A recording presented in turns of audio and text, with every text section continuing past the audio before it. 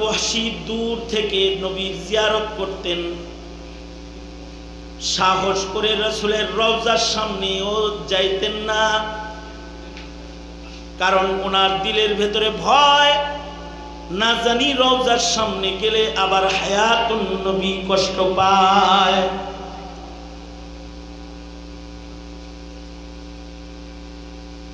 এইরকম একেবারে যে সাহাবী নবীজির সোহবত সবচেয়ে কম উঠাইছে,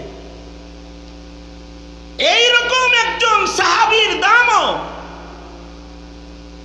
সকল তাবেঈন চাইতে বেশি।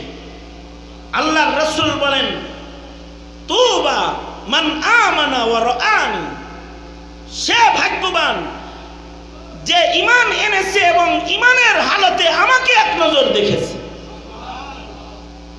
সে দামি হয়ে গেছে। ওয়া তুবা মান আমানা ওয়া রাআ মান রাআনি,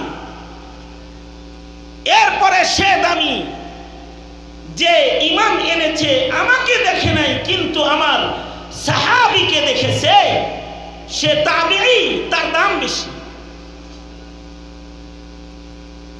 তবে তাবেঈ আর সাহাবী দাম কি রকম ব্যবধান? হযরত আব্দুল্লাহ ইবনুল মুবারককে জিজ্ঞেস করা হয়েছিল যে আমিরে মুআবিয়ার দাম বেশি নাকি ওমর ইবনে আব্দুল আজিজের দাম বেশি? ওমর ইবনে আব্দুল আজিজ বিশিষ্ট তাবেঈ,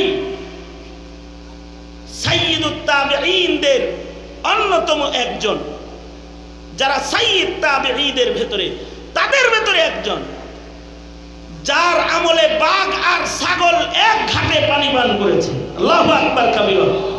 এখন তো জুলুমের দুনিয়া। আর ওমর ইবনে আব্দুল আজিজের জমানা ছিল বাঘ ছাগলের উপরে আক্রমণ করে নাই, এমন জমানা বাঘ ছাগলের উপরে আক্রমণ করে নাই। আর এখন মুসলিম নারী শিশুর উপরে অত্যাচার চলছে ফিলিস্তিনের মাঠে। গাজার মুসলমানদের উপরে ভয়াল নির্যাতন করতেছে কাফের বেঈমানেরা। আর ওমর ইবনে আব্দুল আজিজের জমানায় বাঘ ছাগলের উপরে আক্রমণ করে নাই, ওটা একটা আলাদা জমানা। ওমর ইবনে আব্দুল আজিজ রাহমাতুল্লাহি আলাইহি, ওনার সাদাকাত,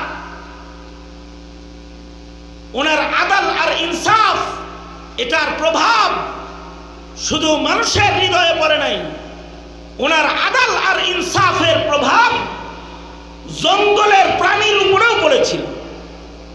জঙ্গলের প্রাণীরাও ইনসাফওয়ালা আর আদলওয়ালা হয়ে গেছিল।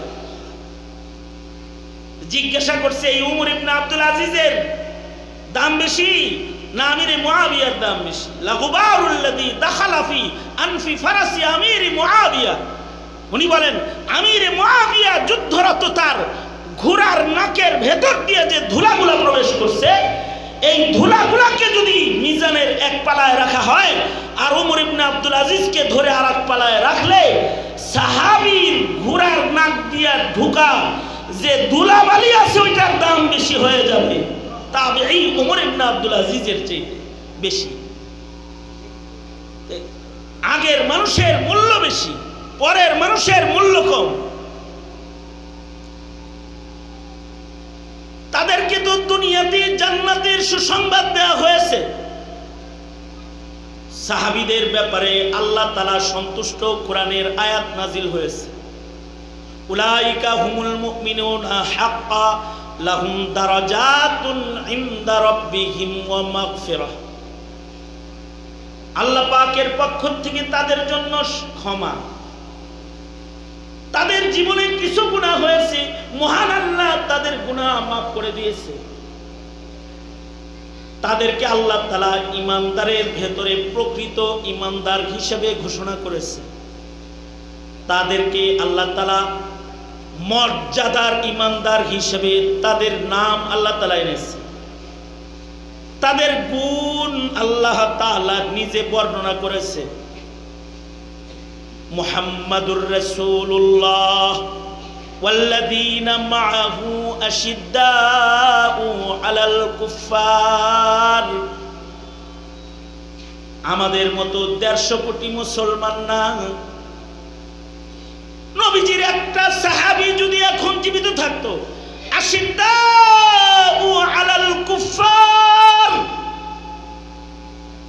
তারা কুফফারদের জন্য ছিল ভয়াল মজবুত ইমানের জায়গায়। এখন তো কাফের মুশরিকরা আমাদের ভাই বোনদেরকে শহীদ করতেছে।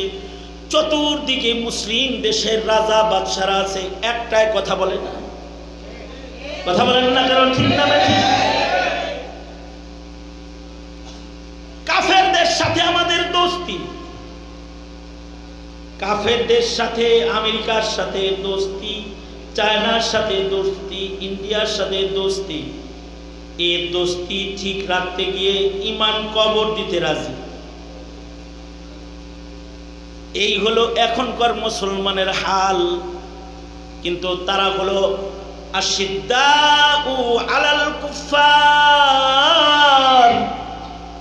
আশিদ্দাউ আলাল কুফার রুহামাউ বাইনাহুম। আর আমরা হলো কাফেরদের সাথে আমরা রহমের আচরণকারী, আর নিজেরা আমরা শক্ত। তারা ছিল আশিদ্দাউ আলাল কুফার রুহামাউ বাইনাহুম, কাফেরদের জন্য ছিল তারা দুর্বল, কিন্তু নিজেরা ছিল শির ও শক্কর, চিনি আর দুধের মতো মিলে যেত। আর আমাদের ঐক্য নাই, আমরা মিলতে পারি না। আমরা নিজেরা যতটা শক্ত, কাফেরের সাথে অতটা শক্ত না। নাস্তিক, মুরতাদ, বেঈমান, মুশরিকের সাথে আমরা শক্ত না। নিজেরা যতটা শক্ত আমরা,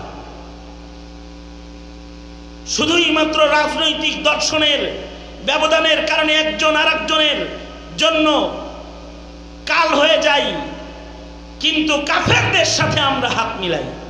এই জমানার মুসলমান কাফেরের সাথে হাত মিলায়। এ কারণেই তো কাফেরের সাথে হাত মিলাইতে স্বাধীনতা, সার্বভৌমত্ব বিক্রির কোঠায় চলে গেছে। হাসিনা মোদির ঘরে আশ্রয় গ্রহণ করেছে। কাফেরের সাথে আন্তরিকতার অভাব নাই। আর মুসলমানের সাথে শক্ত, নিজের দেশের মুসলমান ভাই বোনকে গুলি করে মারতে উঙ্গুলি কাঁপে নাই। সাহাবীরা তারা হলো আশিদ্দাউ আলাল কুফার, কাফেরদের জন্য তারা ভয়াল শক্ত, ভয়ঙ্কর তারা কাফেরদের জন্য। আর রুহামাউ বাইনাহুম, নিজেরা তারা শির ও শক্কর, মুহাব্বতের বন্ধনে তারা আবদ্ধ।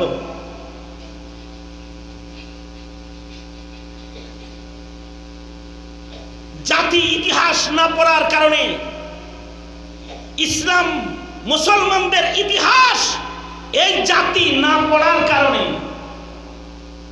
তারা মনে করে কি, আরে সাহাবীরা নিজেরা মারামারি করছে।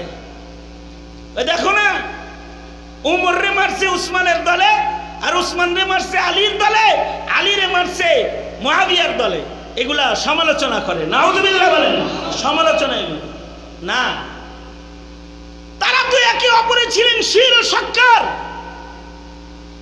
ক্ষমতার জন্য তারা একে অপরের উপরে আক্রমণকারী না। তবে তাদের মাঝখানে, দুই দলের মাঝখানে একদল মুনাফিক কাজ করেছে, যে মুনাফিকগুলা মুসলমানদের অস্তিত্বের দুশমন, মুসলমানদের ইমানি চেতনার দুশমন। তারা মুসলমানের গদ্দানকে উঁচু দেখতে পছন্দ করে না, তারা দুশমনি করে মুসলমানে মারামারি লাগাইছে। কোন খলিফার দুশমন ছিল না, ক্ষমতার জন্য একজন আরেকজনের দুশমন ছিল না।